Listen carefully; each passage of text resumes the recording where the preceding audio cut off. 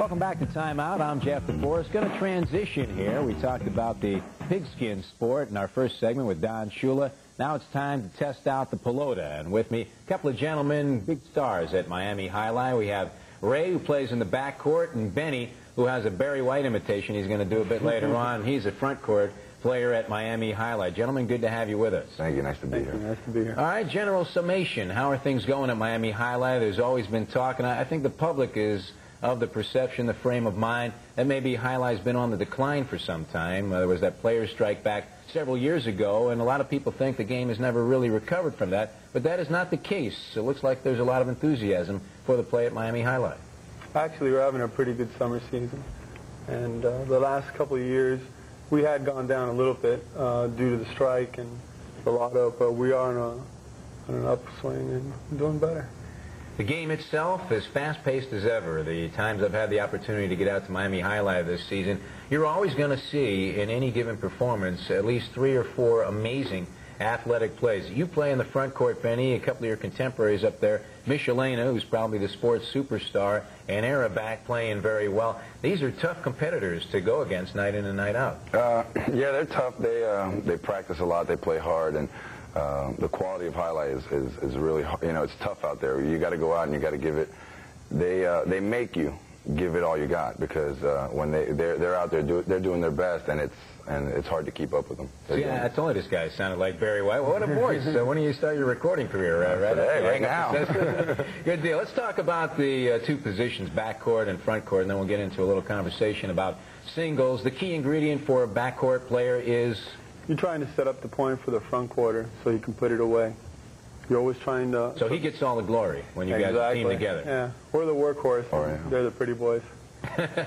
But you have to have a heck of an arm to be able to make that kind of a setup. And you also, like in racquetball, you want to keep it away from that front court player. When you're throwing the ball to the front wall, you want to make sure that front court guy doesn't cut it off and throw that little 2-wall and out. Right.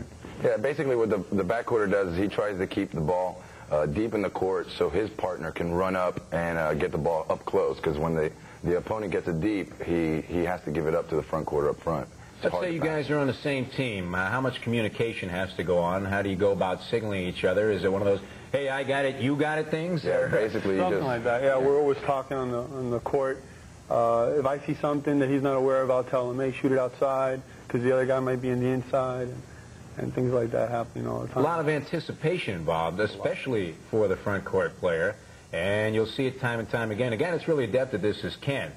He'll pick up that there's going to be a 2-wall kill shot coming up, and the famous line that I think Dave Lemon scripted, Kent on the wood. He's waiting there, and that really puts an exciting point into a rally. Yeah, that makes it.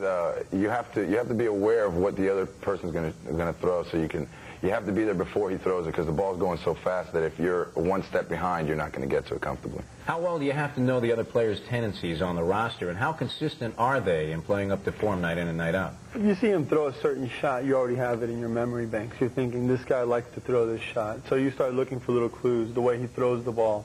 And then at the same time, he's anticipating where you're going to go. So there's a lot of anticipation going on. That's why there has to be a lot of communication between the front court and the back quarter.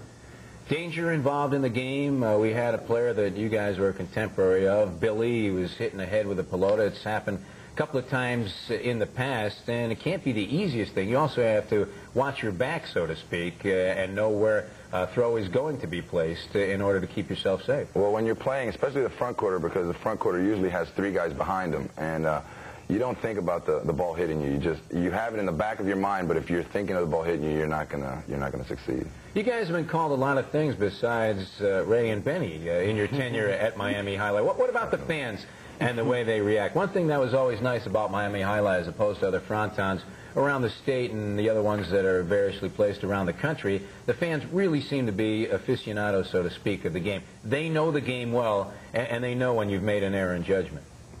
Yeah. Well, the Latin people love the sport. You know, they've been seeing it since they came to Miami and in Cuba and in Spain and everywhere it's been played. And the Latin people will get into any sport, and sometimes they go overboard and they scream, but you got to understand that they have money on the line and that they want you to win, and if you don't win, they're usually upset. And being Latin, they're very emotional.